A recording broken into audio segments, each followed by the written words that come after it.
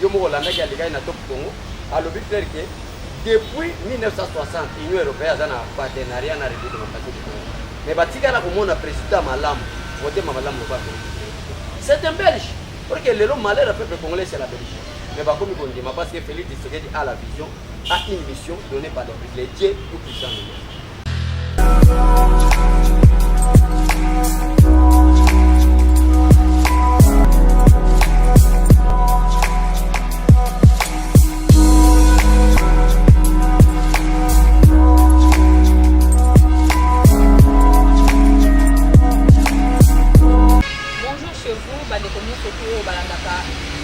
Comment yoka son de l'île best chaîne na bino en tout cas oyo ça a été beaucoup d'informations surtout na pesi bino mbote mingi na ndenge boya biso na nzela ya batako na bino na nzela ba téléphone ba laptop et pourquoi pas écran na bino en tout cas ça nous va droit au cœur to pesi bino merci mingi wana na pesi merci à l'équipe technique mobile yoka son de l'île best na moni mbala moko papa Blaise azali na sima ni balobi ya na bongo wutu api mobali ya mwasi na ye mama Mariana na moni bongo agent Taylor va le vrai réalisateur Taylor Mounouba en tout cas mobali ya maman Jolie na pesi ombo de place aux ali na moni bongo madame Mika na moni bongo ma concert Fatou bandeko nyonso oyo balingaka yoka son de plus de pèse kaka ndenge bozali komona nazali toujours accompagné na invité na ngai babi invité toujours mais c'est chaud balobi papa René pe a déclaré en tout cas papa René le président René ta vous avez pesio beauté c'est chaud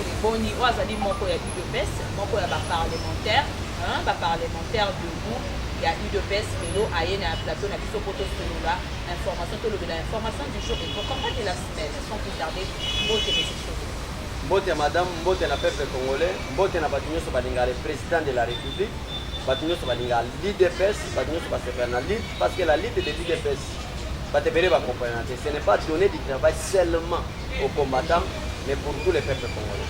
Preuve à l'appui, parce que même la Bible le dit clair, 2 ou 3 exemples suffisent pour rétablir la vie. Autrement, le la vie n'a pas pris ma famille. En même temps, tribalisme, mais elle est comme un engagement total, la compétence, de l'eau comme administrateur général, il y a pas de quota et la République démocratique du Congo. Pour dire que nous allons donner même du travail, n'a pas aîné, n'a pas tribal. L'essentiel, si vous êtes réellement congolais, la liste de l'IDPS vous appartient. Parce que les politiciens, nous sommes marqués par Jean-Pierre Bemba, c'est une association de commerçants en faillite. Pour les gens politique, mais ça ne passera pas. Parce que maintenant, celui qui est le père du président, c'est Félix Tshisekedi. Et nous n'allons jamais, et ça sera inacceptable, de croire que Moïse Katumbi sera candidat en 2023. Or, il est étranger. Ouais. Entre parenthèses, ozolobela mingi likambo ya identité ya bato ke mutu fois à la vraie congolais autrement et tout et touché pas moi to ya même na yo oza véritable congolais d'origine mukunda idiofa de père et de mère territoire idiofa village à Kanga. J'ai étudié à la mission Kinzambi, on m'a renvoyé en 2e secondaire parce que naza mutamaye le belé mais brillant kanda donc naza catégorie bato yo makila tshisekedi nazo le belo ba renvoyer kinga na 2e secondaire na mission Kinzambi naza kanda na lingate mutu mobo ko lo atangwelo sakana na okangela na ki même tineto sana na gangela kasango po alinya sa babilo mo ba renvoyer na longwana na ke na institut de la fraternité na infra na quête 2e 3e des humanités en mathématiques physique na moni ba mité mama na ngana ba ndundubi na longwe ba ndundubi na longue kipit na ye na bande vie na tangi na ITP Mosala pour na kenda aussi ça na électricité. Bon, donc nango un peu moins bref. Papa a zé colonie, maman pas zé colonie. Papa nanga mubunda idio fa 100%, maman ne mubunda, papa ne mubunda. Maman nanga pe mubunda idio fa 100%, maman ne mubunda, papa ne mubunda. Donc eza bato bandundu. Naza origine idio fa na kacha bandundu. Donc naza mutabandundu, histoire nange yebani ndenge to bandi politique na IDP 13 ans. Peut-être que tu vas dire président parlement d'Ivoire. Naïebi histoire à IDPS. Naïebi histoire à IDPS. Nous avons raconté IDPS en 1982, malgré la botami après 82. Si IDPS en 90, nous avons démarré IDPS en 1990.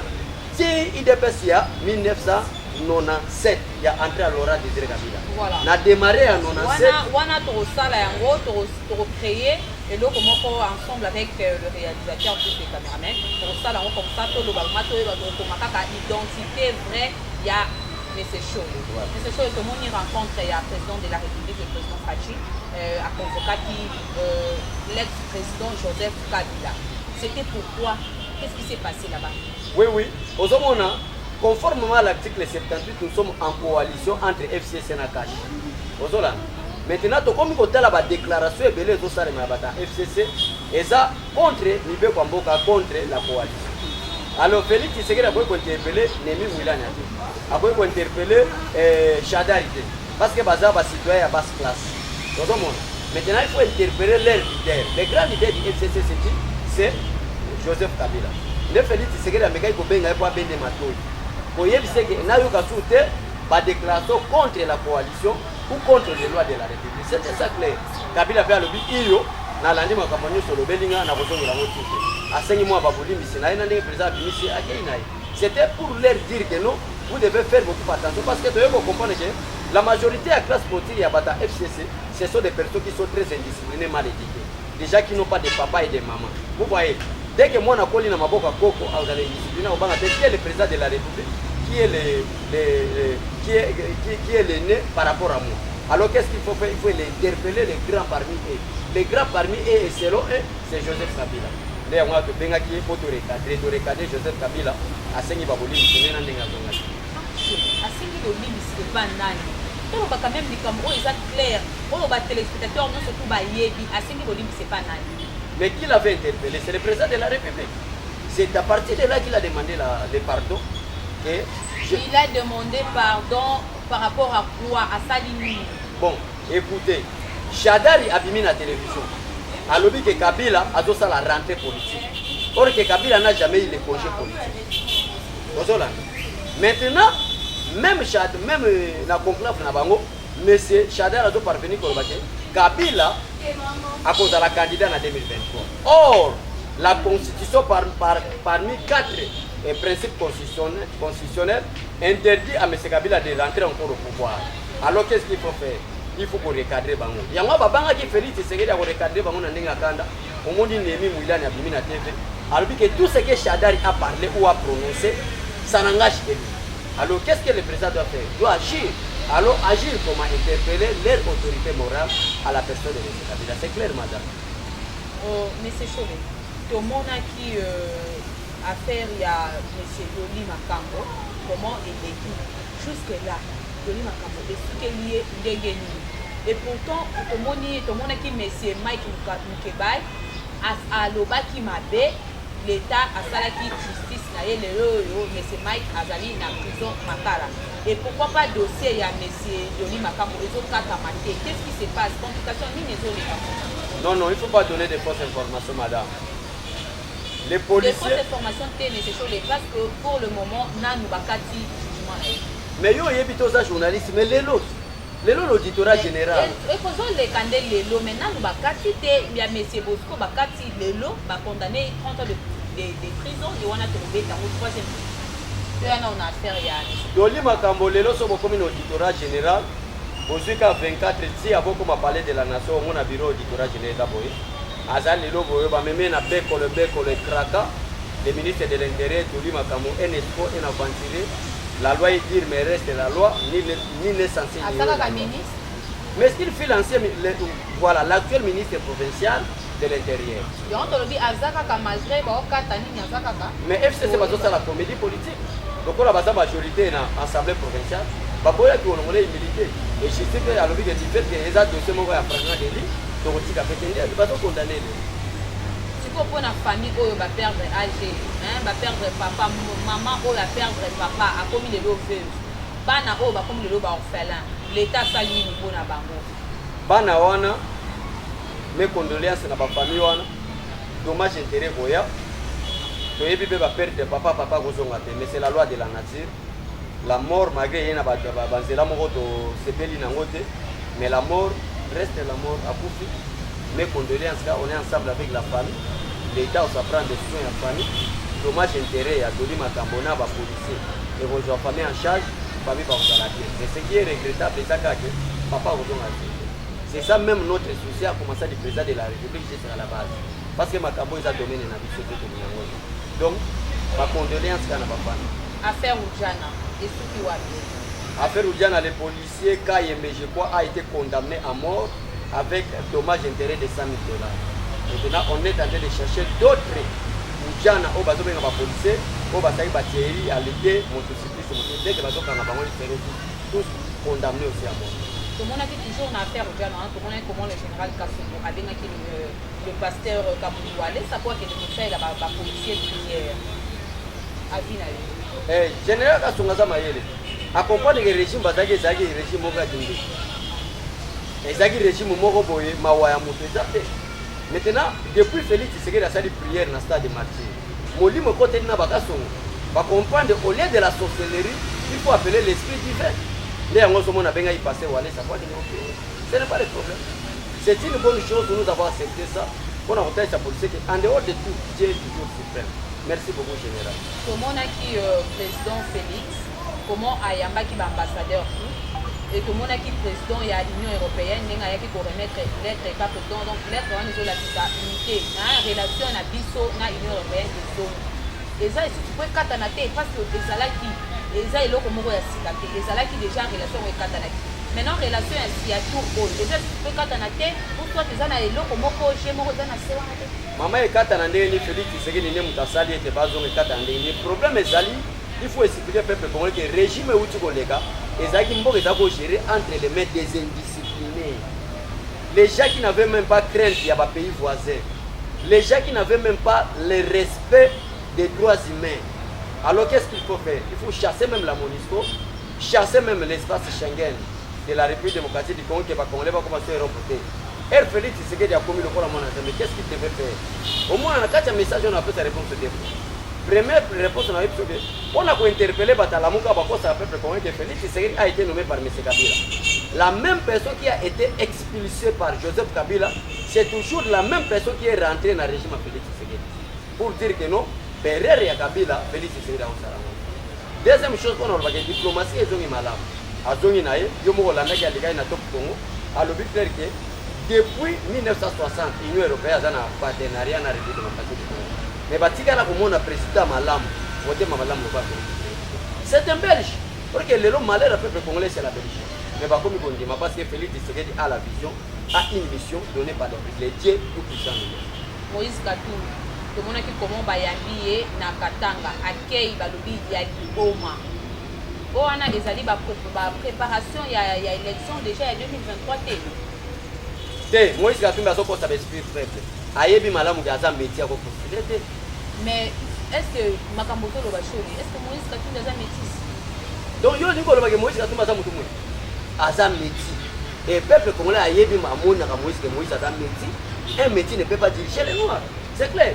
Donc comment est-ce que mutabota wa métis dès qu'il y a makila mutu mwindo na mundele basangani et la constitution est claire pour être candidat président de pays il y a des conditions établies. La première condition, il faut être de nationalité congolaise d'origine.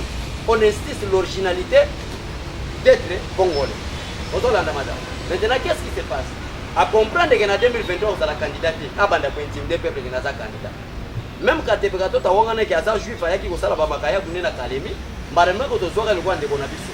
Ami comme ici, Congolais, il y a Félix Tshisekedi, l'homme le plus prudent, l'homme le plus intelligent, a créé service et identification. Où nous allons identifier tous citoyens congolais. Mais à ce moment-là, on va place ni Moïse Aouda, place ni Jeannette Kabila.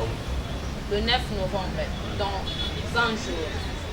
Confirmé, Kaka? Confirmé, tout ça, on a Polo de Bandiko Bima. Pour la gratuité de l'enseignement, je soutiens Fatih Beto. Donc, Bissonio Soto Koutanana triomphal, pour soutenir Marcia Jonas Chombela. Pour être azolo ba pona gratuité botala ba papa na biso depuis kala bazalaki batu moko banyoko mi pona futela bana nti mais lelo Félix Tshisekedi albi nga ono na payer donc mbongo ezo bima ko te ba futa ba enseignant ndé il faut soutenir vision ya Jonas Chombela. Merci papa Jonas Chombela nga mo na simana nga na yana plus de 12 millions de personnes ko te marché que ne malamu mobilisation déjà ya mo epimi. Merci beaucoup maman Angèle Mpumbu tala ba polo ngo epimi déjà pour la publicité. Maman nanga Marie Claire Chango Chantal Alphonsine Moulou Lukadi, Bapolo Yango Epimi, merci Nabino vraiment, n'a pas soutien Nabino. Mais ça toujours insuffisant. Et monsieur Zoleka, Lelo Toza, vraiment ceux qui ont moyen Tindambongo, tout multiplier Bapolo pour soutenir le président de la République pour ça la mobilisation makasi. Merci. Ça fait mot de la fin. Mot de la fin nanga ezali ke tokutana na triomphal. Marche ezali wana pour na secteur d'activité. Peuple ozana Kimbaseki, ozana Njili, ozali partout na Gombe, na Bandala, na Lemba, na Limete. Siège samedi na 8h. Tout le monde na triomphal. Tokutani na triomphal, tokokende na ministère ya enseignement pour na soutien ya gratuité enseignement. Merci beaucoup, M. Cholet. Merci, Nabino Balatini, merci, na Papa Blaise Ozaki, Billy. En tout cas, je sais pas, tu as dit que Abbé Cholet, merci vraiment que nous sommes là. Tant que nous avons besoin, il y a Abbé Cholet, Apoya, Kona, CP, Sabino, Abbé Cholet, je sais si numéro est téléphone. Oui, oui, si on a contacté, pour nous Bapolo Siko, numéro est plus 243 82 0320 142. Vraiment, nous avons besoin de polo pour la publicité de ce samedi. Magic Touch, et ça, on a dit, dès que vous envoyez l'argent, on va rapide imprimer. Merci vraiment. Numéro est plus 243 82 0320 142. Merci beaucoup, Olga Chimanga, en direct à Bruxelles, Namona Kielo. En tout cas, merci beaucoup. Merci Nabino, Papa Clément. Merci à PDG Nico Business. Avec les hasards vraiment pressé parce que faut accueillir Polo Moussou. N'a pas utilité, Bazoua Koto Polo, Bazoua donc bien vraiment à mobiliser Bazoua na marche. Il y a samedi, il y a 10 minutes. Papa Nico, PDG Nico Business, il y a Papa, bote mingi peut la vie na Nico à Kangi Katanga. Scandale. Babi yo kaso de l'UDPS au CP. Na moni bongo maman Angèle pour mon Virginie balobi maman malamu nini wana. Maman talara ndengo zalaka. Yo kaso de l'UDPS toujours na simana opo na ocho na mabondeli. Besi ba kunyo na moni le président Chikito Mushashino. Président Chikito Mushashino en tout cas na pesi yo bote mingi to mona ni mbala ya sima. Pas un Chicken qui se respecte. Bana photo, bana Paris, bana France. Bientôt yo sont sur terrain, descendre sur terrain pour azobeta boyambaye. Bo CP la ndenge zalaka. Tout le monde a vraiment mobilisation comment boyambiye. Parce que babi départ na yeto rozwa bilili. Bolongwa na ye na ndaku. Babi Jessica di kole bata rozala wana yo kasa zola. Tozwa ye déjà. Azola. Azobongama. Na aéroport, biso nyonso ni descente. Accueilli, retour na ye, bien mobilisé ba obi 6 cortège. Toke kozwaye, bomona bilili. Bino pe kuna bo sale la biso ba image, to mona ngoto se pe to comprendre que biso nyonso tout ozali to sepeli, to kutani bo balasi. Bye.